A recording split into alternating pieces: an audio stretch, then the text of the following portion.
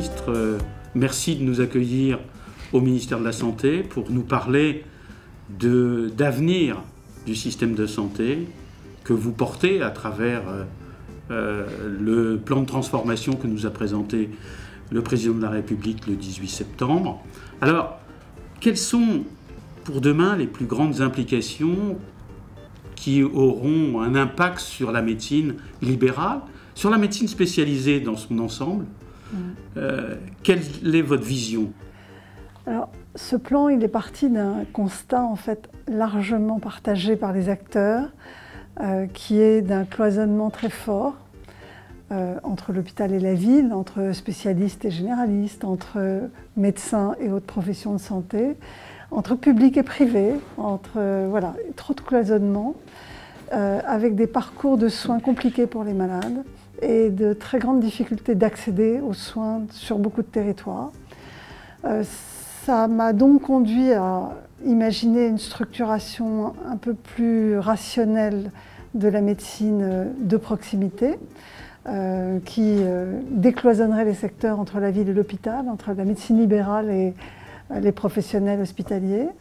Et puis ça m'a conduit également à repenser les missions de l'hôpital, peut-être pour recentrer l'hôpital sur sa forte valeur ajoutée et éviter aujourd'hui cette dispersion des disciplines dans tous les hôpitaux avec des difficultés de recrutement majeures. Et donc je vais proposer, parallèlement à cette structuration de la médecine de proximité, une gradation des soins. Alors là-dedans, évidemment, les spécialistes sont traités au même titre que tous les autres. En réalité, ils sont indispensables à la pratique médicale et aux soins des malades. Donc, dans l'organisation de proximité, où je vais demander aux communautés professionnelles territoriales de santé de s'organiser sur des territoires pour assurer à chacun un médecin traitant, assurer un accès aux soins, accéder à des soins non programmés si nécessaire.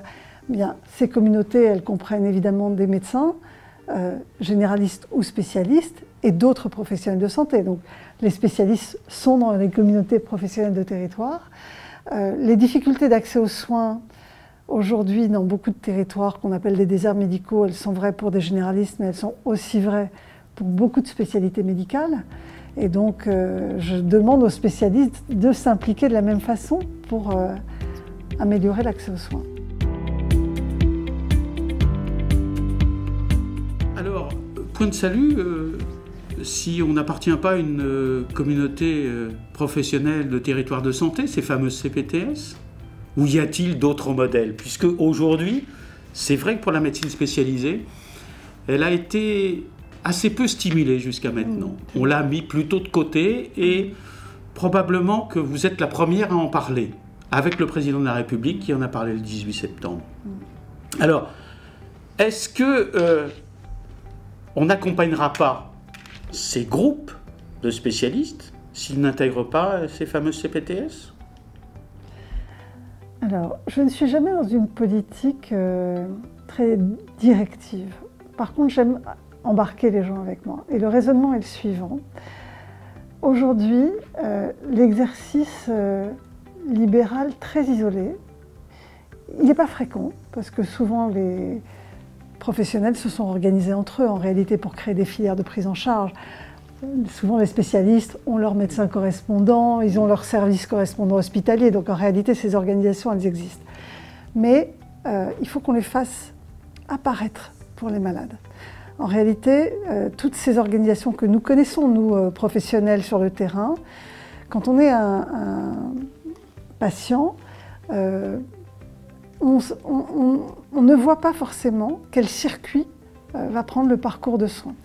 Donc, ce que je souhaite aujourd'hui via les CPTS, c'est faire apparaître pour le grand public le fait qu'ils sont suivis par une communauté de professionnels, qu'ils soient médecins ou autres professionnels de santé, kinés, orthophonistes ou infirmières, par exemple, ou sages-femmes, mais aussi qu'ils soient spécialistes ou généralistes. Et donc je vais demander quelque part à cette structuration du collectif d'être plus visible, plus accessible pour les malades, pour qu'en fait, cette transformation du système de santé, elle remette vraiment le patient au cœur du système, qu'il connaisse quel est son parcours quand il a par exemple une maladie chronique, qu'il est diabétique, qu'il sache qu'il a une communauté de professionnels autour de lui, un endocrino, un médecin généraliste, un ophtalmo, un cardiologue, mais aussi une diététicienne et peut-être une infirmière pour le pied diabétique. Et ça, il faut le structurer. C'est ce qu'on appelle l'exercice coordonné. Il peut être en réseau, il peut être dans une maison de santé, il peut être dans un centre de santé. Moi, quelle que soit la forme, ce que je veux, c'est que les malades se sentent accompagnés dans leur parcours.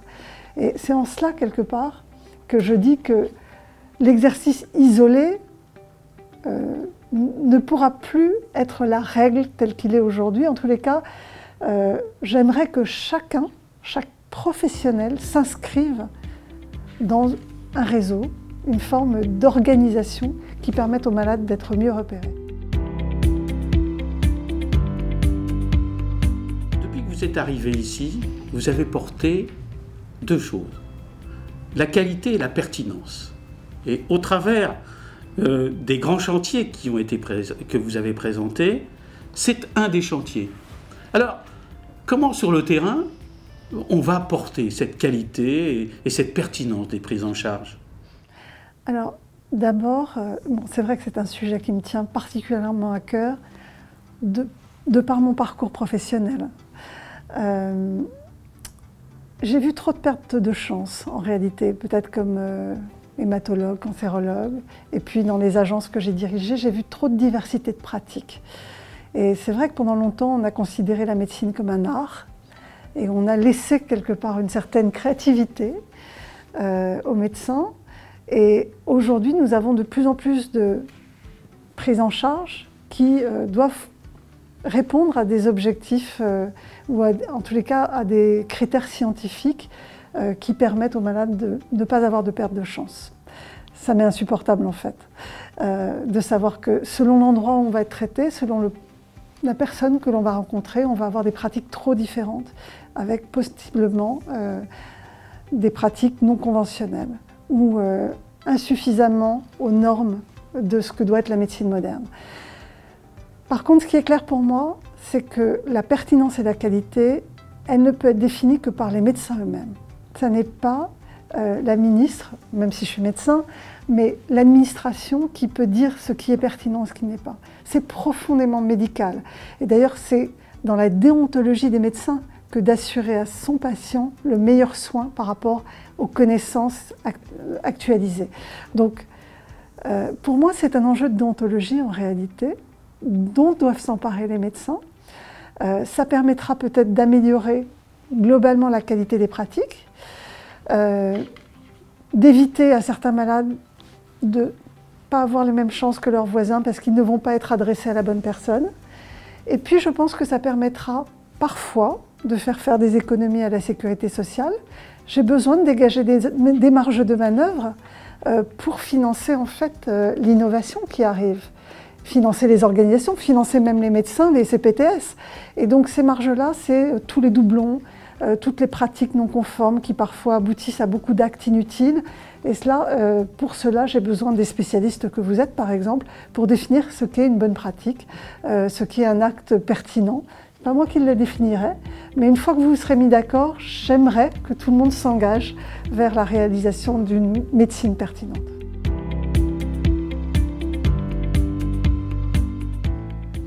Je pense que c'est l'objectif de tout médecin, et particulièrement des spécialistes, puisqu'aujourd'hui nous portons l'expertise.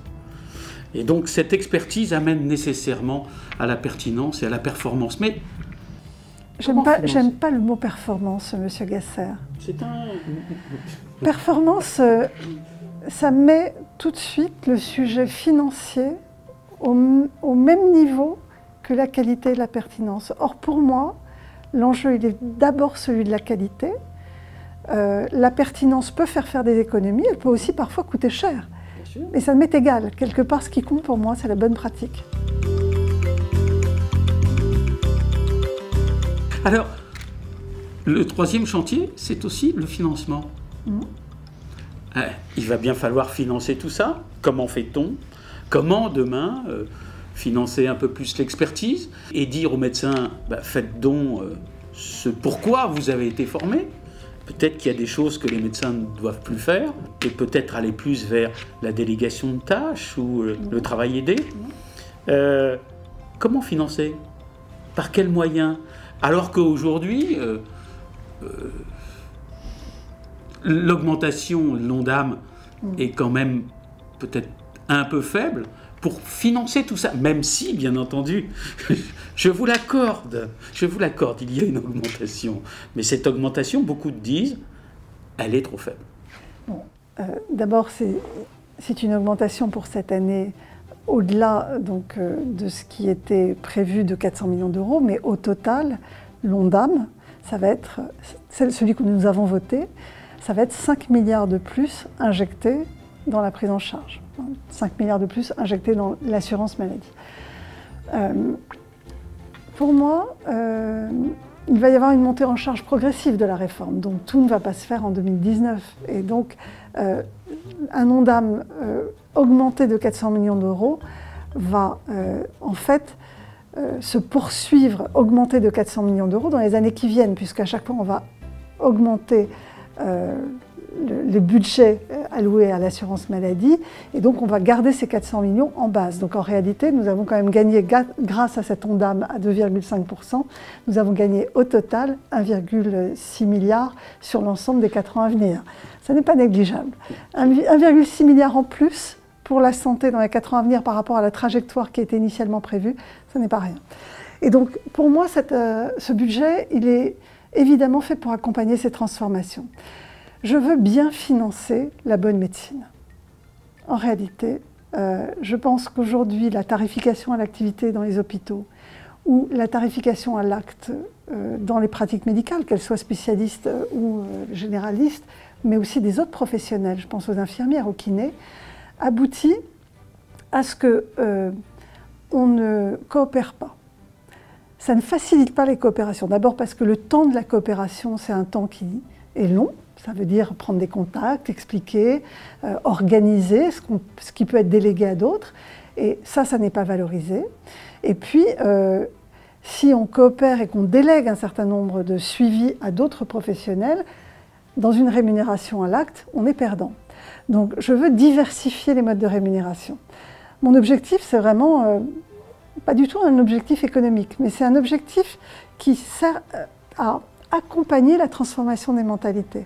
Et donc cette diversification des rémunérations, je souhaite qu'elle favorise les bonnes pratiques professionnelles, c'est-à-dire les coopérations entre les professionnels autour des malades chroniques. On sait très bien qu'un certain nombre de malades chroniques peuvent être suivis par des infirmières à domicile. Je donne un exemple, c'est peut-être pas le bon, mais l'insuffisance cardiaque, prendre le poids d'un malade régulièrement, aller vérifier sa saturation, il n'a pas forcément besoin d'être vu par un médecin. Un diabétique de la même façon, et donc tout ça, ça s'organise, mais ça se finance. Et donc il va y avoir des financements au parcours, des financements forfaitaires. On peut imaginer que les CPTS aient des financements également populationnels, c'est-à-dire que s'ils s'engagent à prendre en charge les patients d'un territoire, il faut valoriser cela. S'ils s'engagent à mettre en place une permanence des soins ou une offre de soins non programmés dans la journée, accessible à tous, il faut financer cela aussi. Donc, tout ce surplus financier que j'ai obtenu via un ONDAM augmenté, il va me permettre d'accompagner la transformation des pratiques sur le terrain, d'accompagner les professionnels qui vont faire de la bonne médecine. Quatrième volet, la formation. Est-ce que vous pensez qu'aujourd'hui, avec la disparition des ECN, la disparition du numerus clausus, on arrive à ça. Comment faut-il pour aller au-delà et permettre d'avoir accès et de diversifier, comme vous l'avez dit, l'exercice? Alors, il est clair qu'aujourd'hui, la formation n'incite pas aux coopérations. La formation est très disciplinaire. Il y a assez peu de thématiques transversales à la fois au moment du 2e cycle ou du 3e cycle des études de médecine. Et nous avons besoin aujourd'hui, pour que les professionnels coopèrent, qu'ils se connaissent. Et donc, cette transformation des études de médecine vise à renforcer les coopérations entre professionnels en proposant quelques modules communs, par exemple. pourrait imaginer sur l'éthique, par exemple, l'éthique des prises en charge. C'est un exemple comme un autre. Mais en réalité, nous avons besoin de créer un peu de transversalité entre les professionnels pour qu'ils aient envie de travailler ensemble. Après, sur les ECN, je trouve que le concours tel qu'il était organisé ne favorisait pas la qualité.